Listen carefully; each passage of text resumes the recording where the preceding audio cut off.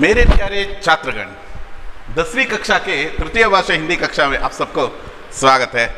बच्चों, पिछली कक्षा में हम गिल्लू नामक पाठ से व्याकरण अध्ययन कर रहे थे। उसमें से आज संधि, बहुत महत्वपूर्ण कहने वाले संधि के बारे में चर्चा करने वाले हैं। इस संधि व्याकरण भाग से आपको एक वस्तुनिष्ठ प्रश्न में, यानी मल्टीपल चॉइस क्वेश्चन में एक जरूर पूछते हैं, एक क्वेश्चन जरूर पूछते हैं। मल्टीपल क्वेश्चन में नहीं पूछे तो आपको अनुरूपता लिखने के इस विभाग में आपको सहायक पूछ सकते हैं, इसलिए आपको सतर्क रहना चाहिए। बच्चों, याद रहना है कि संधि किसे कहते हैं। पिछली कक्षा में हम इसका अध्ययन किए हैं, फिर भी एक और बार पूर्ण विस्तृत तरीके से अध्ययन आज हम करने वाले हैं। संधि इसका अर्थ है मेल। संधि इसका अर्थ है मेल।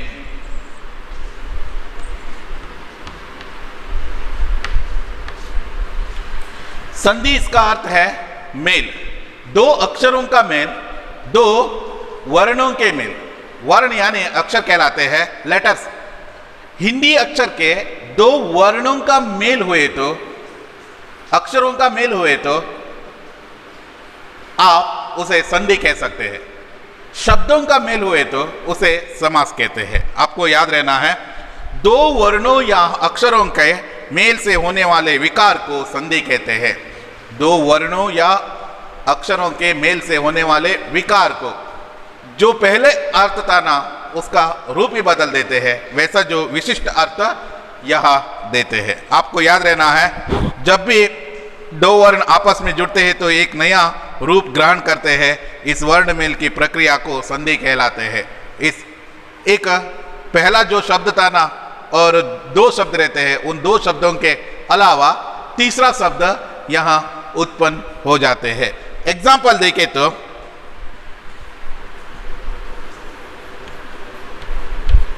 धर्म प्लस अधिकारी। बच्चों, याद रहना है कि धर्म प्लस अधिकारी, यहां अंतिम अक्षर है अकार। आप कैसे लिखते हैं? देखिए, धर्म मकार प्लस रकार प्लस अकार, लास्ट में अकार है और प्लस यहां भी अकार है। देखिए, दो वर्णों के मेल से होने वाले बदलाव को और जो कहना विकार को हम संधि कहते हैं। धर्म अधिकारी, धर्माधिकारी, वह कैसे बदलाव होते हैं उसके बारे में भी कहते हैं। अ प्लस अ इट बिकम्स आ।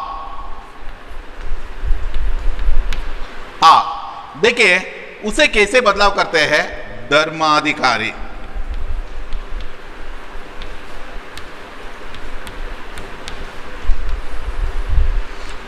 धर्माधिकारी शब्द में आपको देखना है आकार आते हैं। याद रहना है, अ प्लस अ आकार आते हैं। अ प्लस अ आकार आ जाते हैं, आपको याद रहना है। धर्म प्लस अधिकारी आकार आ जाते हैं। धर्माधिकारी, धर्म इसका सेपरेट अर्थ है। धर्म शब्द के लिए एक सेपरेट अर्थ है, अधिकारी के लिए भी एक सेपरेट अर्थ है। जब इन दोनों का मेल होने से धर्माधिकारी होते हैं ना, स्पेशली फॉर धर्माधिकारी, धर्म के लिए अधिकारी, धर्माधिकारी। यहां धर्म ही अलग था, और वैसे ही देवालय, देव प्लस आलय बिकम्स देवालय। बच्चों, याद रहना है, यहां अकार है, यहां आकार है, यह इट विल बिकम, यहां आकार आया है। देव सेपरेट अर्थ है, भगवान।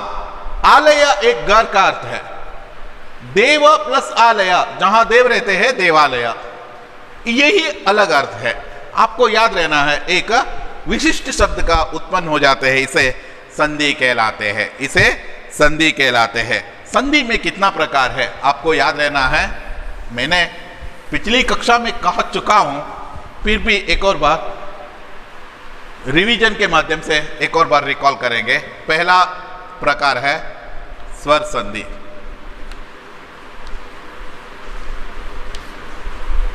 स्वर संधि। दूसरा है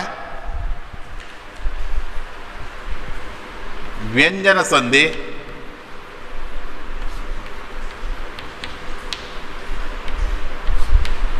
तीसरा है विसर्ग संधि।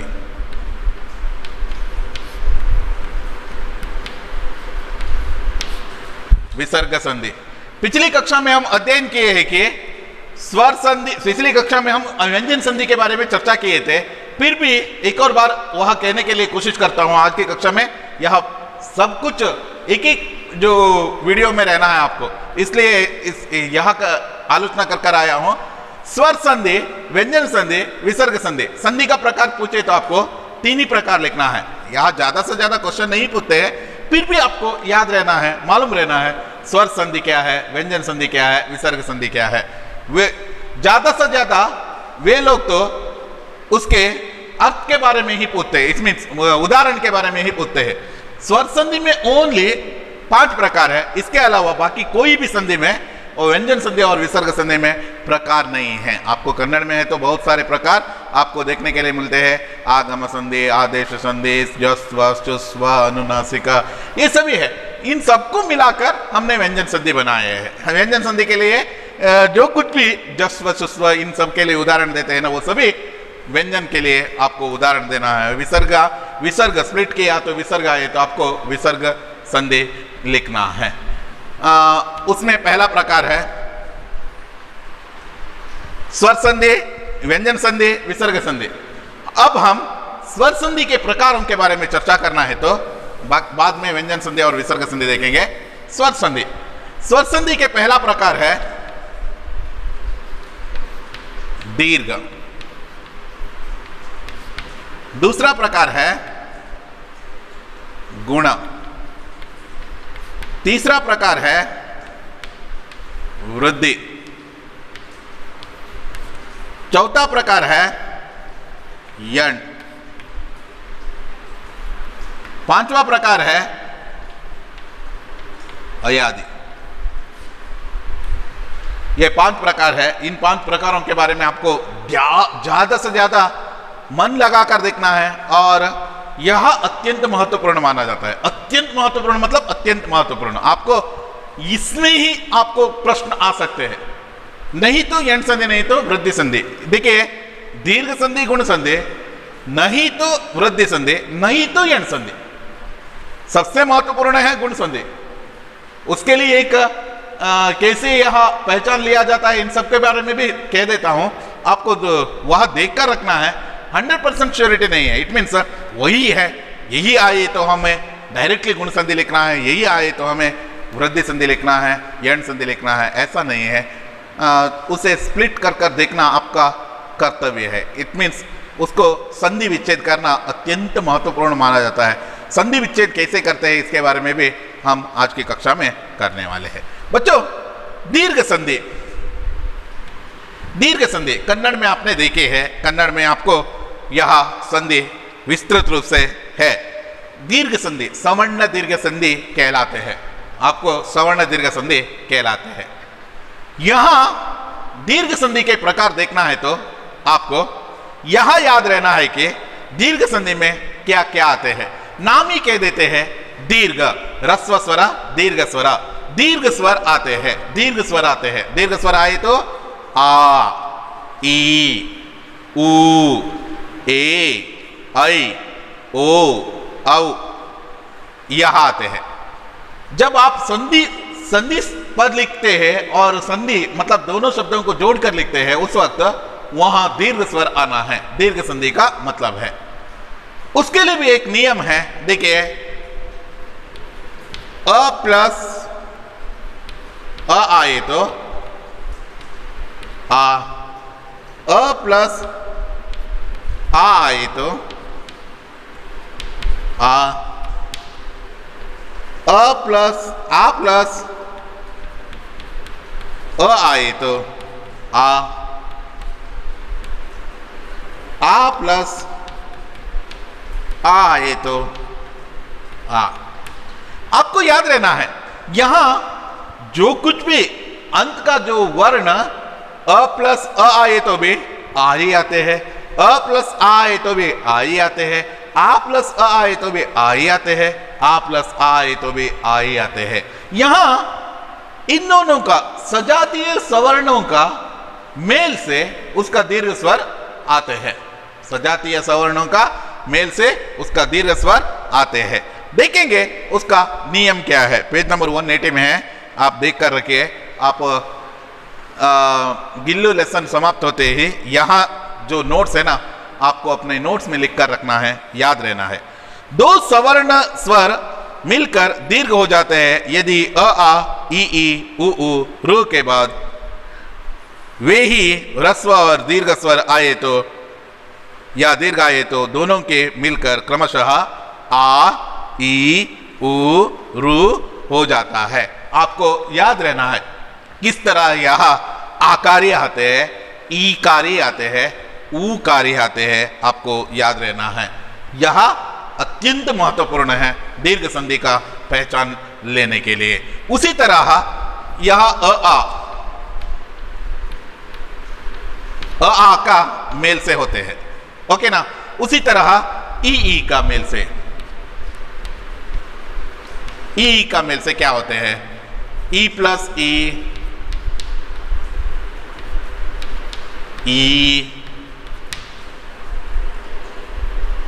प्लस ई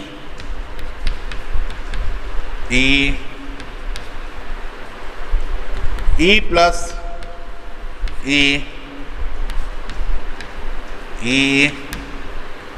ई प्लस ई। बच्चों याद रहना है कि आ कैसे आ किस तरह आया है ना, उसी तरह ई कार भी आते हैं, उसी तरह ऊ कार भी आते हैं, र कार का भी कैसे वह शब्दों का विच्छेद करके मैं कह देता हूं रू प्लस रू आते हैं। आपको याद रहना है रू प्लस रू आते हैं, आपको याद रहना है। आ के बदले में आ आया, ई के बदले में ई आया, ऊ के बदले में ऊ आया, र के बदले में र आया। आपको याद रहना है उसी जाति का सवर्ण स्वरों का मेल से उसका ही दीर्घ स्वर आए तो उसे दीर्घ संधि कहलाते हैं। इसमें डाउट्स है तो बाद में पूछ सकते हो। उदाहरण देखने के बाद में आपको एक हिंट देता हूं कैसे वह पहचान लेना है। ओके, यहां फॉर्मूला है, फॉर्मूला के बाद में थोड़ा उदाहरण देखेंगे। उदाहरण देखना है तो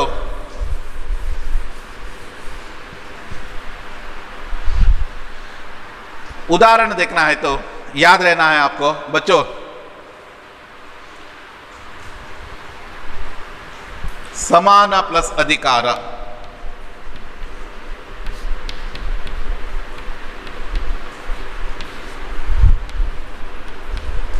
अधिकार समानाधिकार,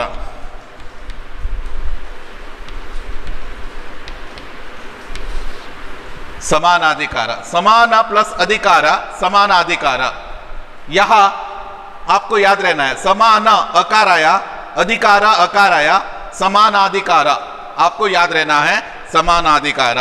धर्म प्लस आत्मा आकार आया, देखिए धर्मात्मा। विद्या आकार आया, अर्थी विद्यार्थी।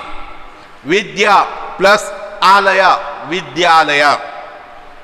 वैसे ही कवि प्लस इंद्र, ईकार कैसे स्प्लिट करते देखे, कवि प्लस इंद्र।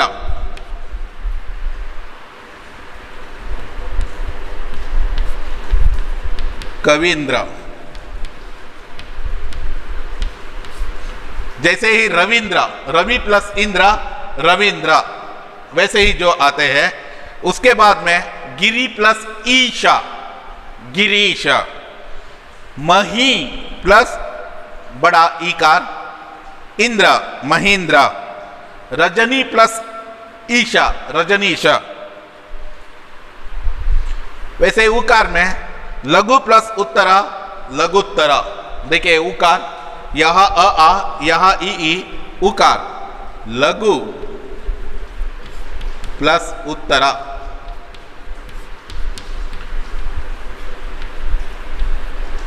लघुत्तरा, लघु प्लस उत्तरा, लघुत्तरा। आपको याद रहना है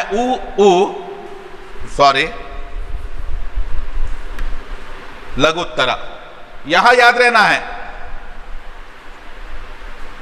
दीर्घ स्वर आना है वहां, लघुत्तरा। वैसे ही सिंधु प्लस ऊर्जा, सिंधुर्जा, ऊर्जा, उकार है बड़ा ऊ, वधु प्लस उत्सवा, वधु बड़ा ऊ है, उत्सवा, वधुत्सवा, भू प्लस ऊर्जा, भूर्जा, यहां भी दीर्घ संधि के लिए उदाहरण है। आपको एक बात कह देता हूं, याद में रखिए प्लीज, यहां समस्त पद यानी संधि पद, संधि पद में आपको देखना है जहां दो शब्दों को जोड़ा हुआ है, आपको लगता है, देखिए समा प्लस अनाधिकारल, समा प्लस अनाधिकारा, वो शब्द अर्थ नहीं रहते। जब भी आप स्प्लिट करते हैं ना, इसको स्प्लिट करते वक्त आपको आलोचना करना है, आपको आलोचना करना है किस तरह स्प्लिट करें, उसका अर्थ बिगड़ना नहीं चाहिए। जब भी आप उसको संधि विच्छेद करते हैं ना, उस वक्त उसका अर्थ बिगड़ना नहीं चाहिए। समान प्लस अधिकार, समानाधिकार, आपको याद रहना है, समान प्लस अधिकार, समानाधिकार, आपको याद रहना है। वैसे ही कवि प्लस इंद्रा, कवींद्र, कवींद्र भी आपको याद रहना है। कैसे ई कार आया, यहां भी देखिए कवींद्र, हमें जो मन लगता है जैसे स्प्लिट नहीं करना है, वहां देखना है। यदि यहां ईकार, आकार, ऊकार बड़ा बड़ा यहां आए तो आपको सोचना है, इस शब्द में कोई भी शब्द देखे तो आप दीर्घ स्वर आए तो, दीर्घ स्वर आए तो आपको एक तरफ आलोचना कर रखना है, यहां दीर्घ संधि के लिए उदाहरण हो सकते हैं। बाद में आपको क्या करना है, उसको स्प्लिट करने के लिए कोशिश करना है, विच्छेद करने के लिए कोशिश करना है। विच्छेद करते वक्त दोनों का भी अर्थ रहना है, यह अत्यंत महत्वपूर्ण है, अर्थ रहना है। जो मन में आते हैं वह वैसे स्प्लिट नहीं करना है। कविंद्रा को क प्लस विंद्रा ऐसा लिखे तो ये अर्थ नहीं है, मीनिंग रहना है कवि प्लस इंद्र, कविಗಳಿಗೆ इंद्र, कवींद्र। अर्थ आಯ್ತಲ್ಲ, वे यह है दीर्घ संधि पहचानने का एक माध्यम है, दीर्घ संधि पहचानने का एक सुंदर माध्यम है। यही दीर्घ संधि का आप पहचानने का मार्ग है। जब भी आपको शब्द दिए तो, जब भी आपको शब्द दिए तो आपको पहचानना है पहले क्या कर रहा है, यस इसमें दीर्घ स्वर कहां है, दीर्घ स्वर कहां है। दीर्घ स्वर है, कोई भी जो शब्द है तो दीर्घ स्वर है, उसे दीर्घ स्वर मिला तो उसको अंडरलाइन कर रखना है और उसके बाद में उसे स्प्लिट करने के लिए कोशिश करना है। स्प्लिट करते वक्त आप सही मात्रा में स्प्लिट किए तो वह दीर्घ संधि के लिए उदाहरण हो सकते हैं, नहीं तो आप उदाहरण के रूप में नहीं लिख सकते हैं। बच्चों याद रहना है, आपको ये सभी करने से पहले संधि का पूर्ण ज्ञान, मतलब बाकी सभी संधियों का ज्ञान भी रहना अत्यंत आवश्यक है। यह आपको डाउट्स नहीं है ऐसा मैं मानता हूं। ऋकार ऋकार एक जोड़ना है तो पित्र प्लस ऋणा,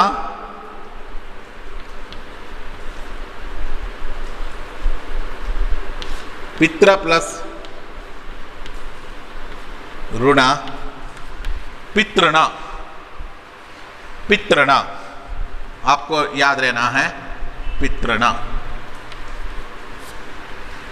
ऋकार कैसे लिखते हैं आपको किताब में भी है, फिर भी आपको एक बार कह चुका हूं, एक और बार कहता हूं दीर्घ संधि के बारे में।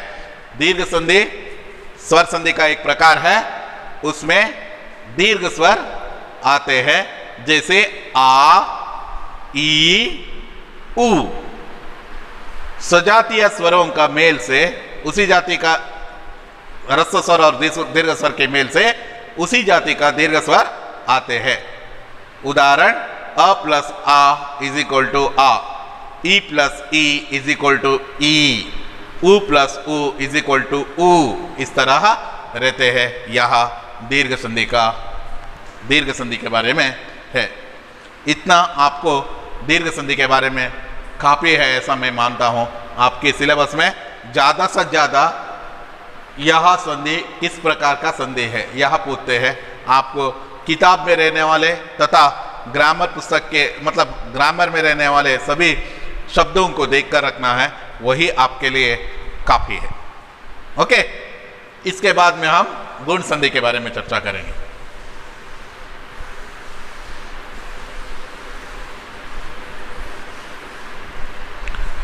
यस, गुण संधि अत्यंत महत्वपूर्ण है। दीर्घ संधि हुआ, अभी गुण संधि। गुण संधि के बारे में हम चर्चा कर रहे हैं। गुण संधि नाम ही कह देते हैं गुण के बारे में है। नहीं, यह गुण और इस नाम से मिलाव जुलाव नहीं है, फिर भी एक वैशिष्टतापूर्वक गुण कह सकते हैं। वैशिष्ट्यपूर्वक गुण है। इसमें किस तरह बदलाव होते हैं उसके बारे में हम चर्चा करेंगे। आपको वहां दिया है, देखिए क्या दिया है गुण संधि के नियम।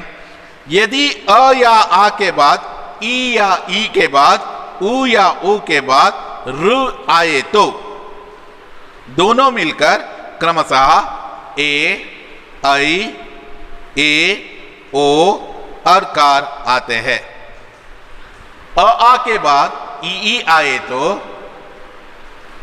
ए, आ के बाद उ आए तो ओ, आ के बाद ऋकार आए तो अरकार आदेश के रूप में आते हैं। इसे यहाँ के दीर्घ संधि कहते, इस गुण संधि कहते हैं। गुण संधि में देखिए नियम एक बार कह देता हूं। देखिए, अ नहीं तो आ रहना है एक जगह पर, अ नहीं तो आ रहना है।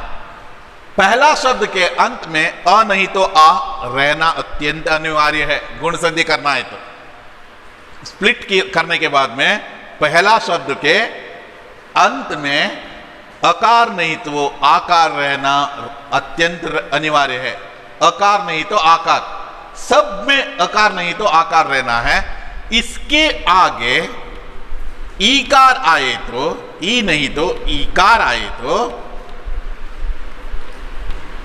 एकार आते हैं, एकार आते हैं, एकार आते हैं।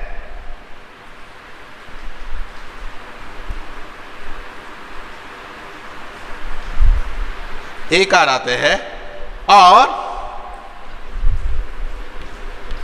अ प्लस अ नहीं तो आ, उसके आगे उ नहीं तो उ आए तो ओकार आते हैं। अ नहीं तो आ,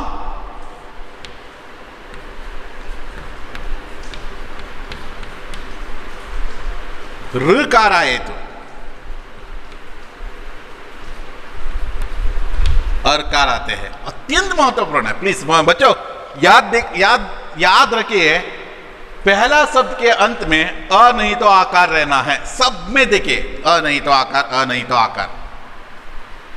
बदलाव कहां होते हैं? दूसरे शब्द के पहला अक्षर, दूसरे शब्द के पहला अक्षर या स्वर संधि होने के कारण से स्वर का ही मेल होते हैं। यहां व्यंजन नहीं मेल होते, यहां स्वर ही मेल होते हैं। अ नहीं तो आ के बाद में ई नहीं तो ईकार आए तो उन दोनों को जोड़ने के बाद में यहां समस्त पद नहीं तो संधि पद में क्या होता है? एकार आ जाते हैं। अ नहीं तो आकार के आगे उ नहीं तो उकार रहे तो उसका समस्त पद में यानी संधि पद में ओकार आ जाते हैं।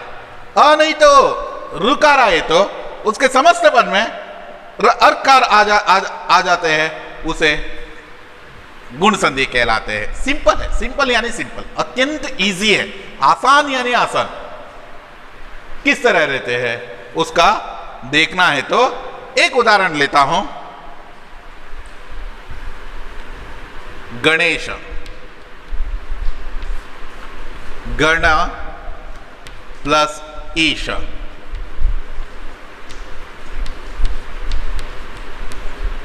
गणेश।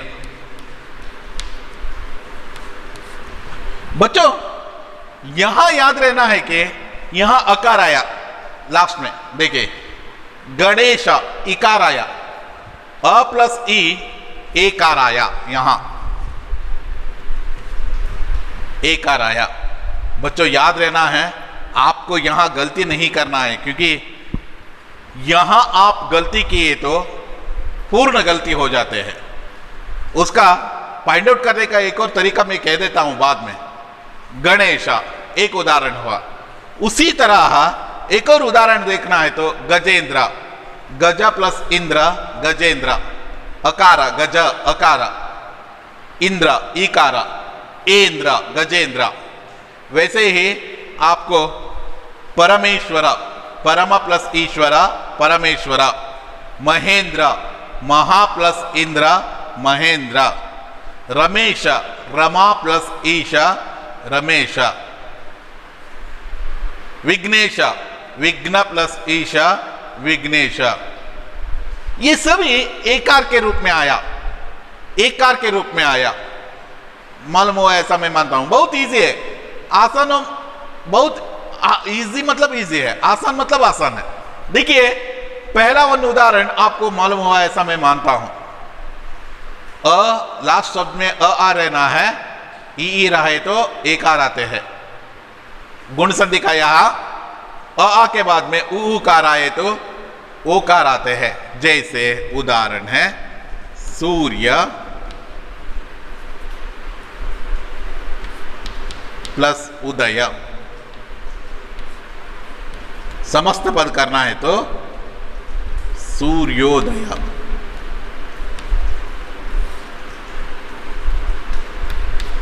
ओकार आया।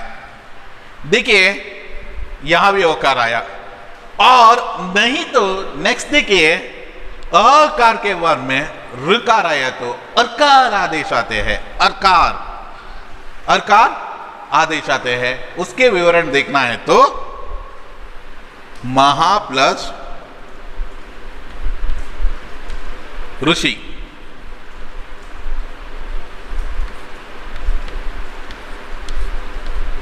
अर्कार महर्षि,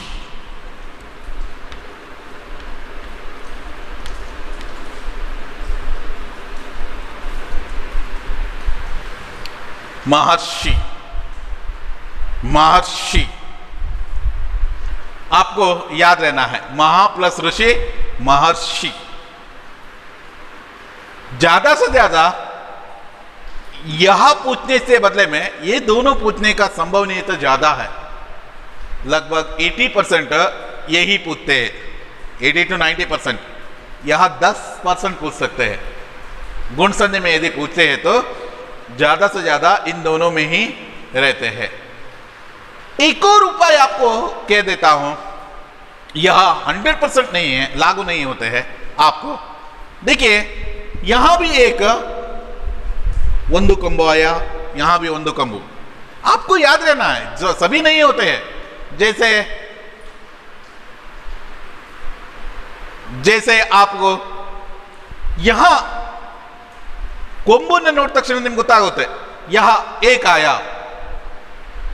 आपको यदि एक ऐसा जो सिंबल आए तो देखिए ऐसा सिंबल आए तो लगभग 80 to 90% यहां गुण संधि के लिए उदाहरण हो सकते हैं। 80 to 90% सभी शब्द नहीं है। जब आप ऐसा जो सिंबल देखे तो आपको क्या है, उस शब्द को विच्छेद करना है, शब्द को पार्टीशन करना है। सब संधि विच्छेद करने के बाद में सही अर्थ देने वाले शब्दों का मेल हुए तो तब आप आसानी से उसे गुण संधि के रूप दे सकते हैं। ಒಂದು ಕೊಂಬು ಬಂದರೆ ಗುಣಸಂಧಿ ಅಂತ ಒಂದು ಸಣ್ಣ ನಿಯಮ ಇದೆ ಅದನ್ನ, ಬಟ್ ಅದನ್ನೇನಂತಾರೆ ಲಾಗು ಮಾಡೋಕ್ಕಿಂತ ಪೂರ್ವದಲ್ಲಿ ಆಲೋಚನೆ ಮಾಡ್ಕೊಳ್ಳಿ. ಯಾಕೆಂತ ಹೇಳಿದ್ರೆ ಅದು ಯಾವುದೇ ಕಾರಣಕ್ಕೂ ಅಷ್ಟು ಶಬ್ದಕ್ಕೂ ಬರಲ್ಲ, ಎಲ್ಲ ಶಬ್ದಕ್ಕೂ ಬರಲ್ಲ, ಕೆಲವೊಂದು ಶಬ್ದಕ್ಕೆ ಬರುತ್ತೆ. ಇಟ್ ಮೀನ್ಸ್ 90% ಶಬ್ದಕ್ಕೆ ಈ ಒಂದು ಕೊಂಬು ಇದ್ದಾಗ ಹೆಚ್ಚಿನದಾಗಿ ಗುಣಸಂಧಿನೇ ಆಗಿರ್ತದೆ. ಇನ್ನೊಂದು 10%ನಲ್ಲಿ ಅದು गुणसंधि का नियम नहीं रहते. बाकी सभी वृद्धि संधि, एंड संधि, अयाज संधि और विसर्ग संधि के बारे में आने वाले कक्षा में हम चर्चा करने वाले हैं.